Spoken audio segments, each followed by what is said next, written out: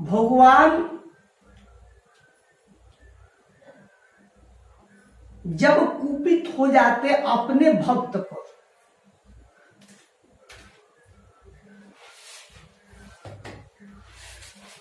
तब गुरु भगवान से अपने शिष्य की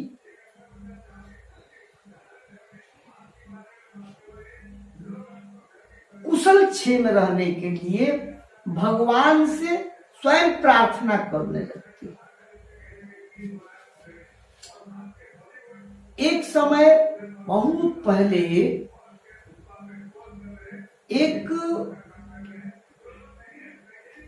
जो था वह नगर अयोध्या में जन्म लिया, लेकिन वह था जो बहुत ही क्रोधी था। बात बात पर वो दूसरे को अपमान करने में अपने को श्रेष्ठ समझता था। उसे जो पसंद है उसे ही बड़ाई करता था, बाकी सबका वो विरोध करता था, तीखी उस पर प्रतिक्रिया करता अथवा उसे अच्छा नहीं मानता था।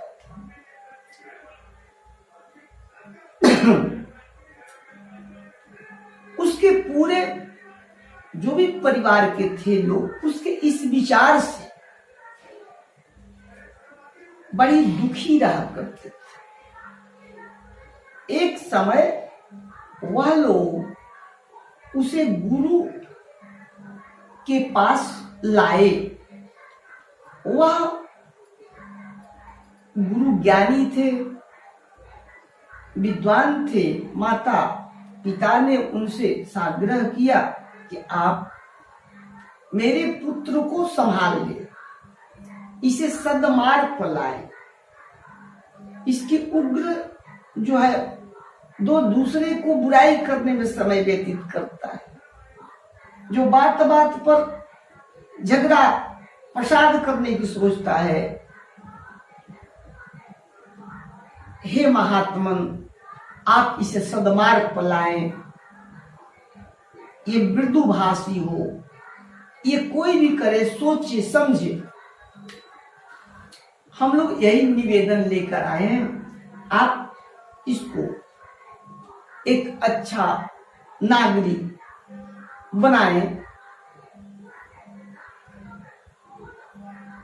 महात्मा ने कहा कि ठीक है, और उन्होंने अपने पास रख लिया। माता पिता अपने स्थान को चले गए। गुरु जी ने उस विद्यार्थी से बोला कि देखो, एक पुत्र का धर्म होता है अपनी माता पिता का सम्मान करना और उनके जस कीर्ति को आगे बढ़ाना। और तुमने सुना मेरे पास तेरी ये लोग बुराइयां कर रहे थे, तो तुम बताओ अच्छा बनना अच्छा है ना? तो कहा कि हाँ। मैं क्या करूं? कहा कि तुम ये करो कि मैं तुम्हें एक मंत्र देता हूं, तुम इस मंत्र का जाप करो, फिर ध्यान करो और संसार की सारे अरूप को अपने से किनारे करके तुम इसी मंत्र का अपने अंदर स्वर सुनो। अगर मुंह बंद भी है तो आत्मा से वह भजन होता रहे, वह मंत्र का जाप। और फिर ये मंत्र जो है वह भगवान शिव का है। भगवान शिव जो है वो अविनाशी है, वो आजन्मा है, वह सृष्टि के सबसे प्रथम है। वह जीव पुरुष भगवान संसार में सब आया कुछ समय बाद वह शरीर त्याग के चले गए। भगवान भी आए हैं, परंतु जब जब उन्हें आवश्यकता पड़ी है तो आए हैं। परंतु भगवान शिव जी जो है वह आए तो आए, यानी कि उनका कहीं भी कोई शास्त्र विद्वान या कोई मतांतर ऐसा नहीं कहता है कि आए तो फिर गए, जबकि उनकी अर्धांगिनी सती पुनः दूसरे जन्म को पार्वती बन के आई, परंतु भगवान शिव नहीं आए। विष्णु जी अनेकों अवतार लिए और पाप और दुष्टों का संहार, धर्म की स्थापना, सद्मार्ग सद्विचार का स्थापना और सबको सही मार्ग पर चलने की प्रेरणा करते हुए वह भी शरीर त्याग कर गए। कभी वह मत्स्य रूप में आए, कभी वो बराह रूप में आए, कभी कूर्म रूप में आए, कच्छप रूप में। इस प्रकार से वो अनेकों रूप धारण किए।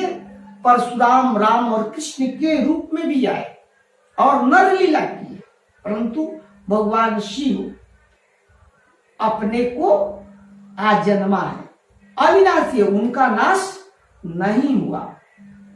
सत्यम शिवम सुंदरम, है ना, वह सत्य है, सुंदर है, अडिग है, अचल है।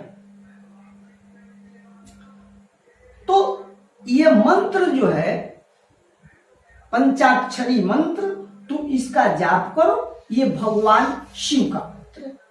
अब जब उसने मंत्र को गुरु महाराज से ले लिया तो वह गुरु के आदेश का पालन करने लगा। जब सब काम करने लगा उसमें धीरे धीरे सुधार होने लगा, लेकिन अब वो मंत्र के प्रभाव में शिव जी के बाद दूसरे विष्णु जी, ब्रह्मा जी या और जो देवी देवताएं हैं उनको वह तिरस्कार ही करता था, उनको वह गलत बोलता था, उनके बारे में बात गलत ही करता था, नहीं मानता था। और धीरे धीरे उसको ये चीज का हो गया कि मैं गुरु के द्वारा जो मंत्र लिया यही संसार में परम मंत्र और यही सत्य है, बाकी कुछ भी नहीं है। ये विचार करके वो इतना उस मंत्र को शिव की आराधना में लीन होने लगा। एक दिन की बात है कि वह शिव मंदिर में लिंग के सामने वह ध्यान में हो गया और मंत्र का जाप करने लगा। किसी काम के चलते गुरुदेव जो था मंदिर में प्रवेश कर गए। मंदिर में जब प्रवेश किए तो शिष्य को आभास हुआ अपने मंत्र जाप ध्यान योग में, परंतु उसे ये घमंड हुआ कि मैं तो संसार के सबसे महान, शक्तिशाली, अविनाशी,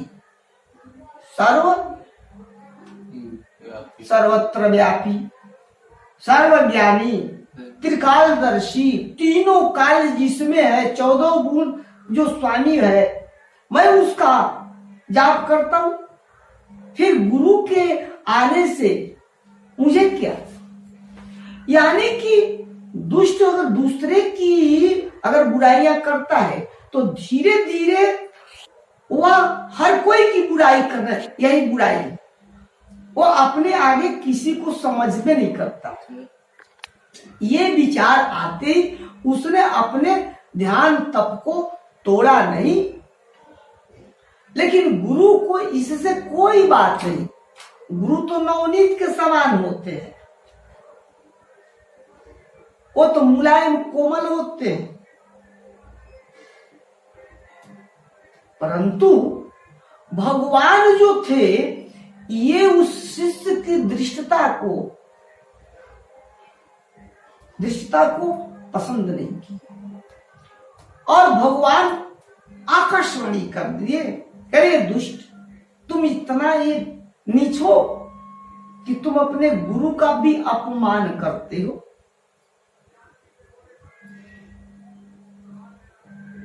मैं तुझे शाप देता हूं। ये बात जब सुने तो गुरु जी जो थे ना, उन्होंने भगवान शिव को कहा कि नहीं भगवान, इसके अहंकार घमंड को इतना कठोर दंड मत कीजिए। तो गुरु जी ने भजन किया, भगवान का स्तुति किया।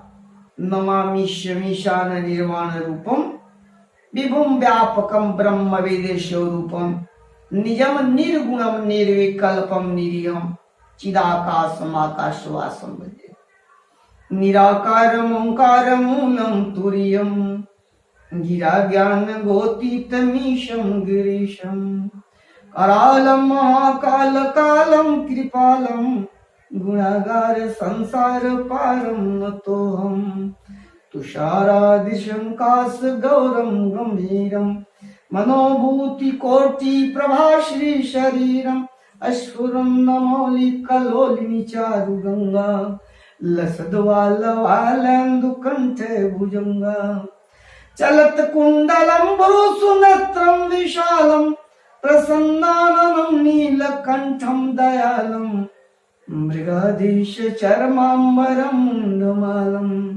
प्रियम शंकरम। इस प्रकार से गुरु जी ने भगवान शिव की स्तुति किया, कहे कि हे भगवान, आप इसकी इस दृष्टता को क्षमा करते, ये अज्ञानी है।